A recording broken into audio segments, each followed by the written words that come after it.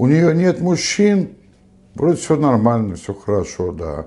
А потом постепенно приводит к каким-то непонятным эффектам, к тому, что мужчины от нее отворачиваются. Вроде красивая, все при ней. Но пообщавшись с ней, мужчина и уходит в сторону. Угу. Не тот вариант. Потому что у нее постепенно едет крыша. А мужчины это чувствуют, она этого не понимает, но это на самом деле А в какой степени едет крыша?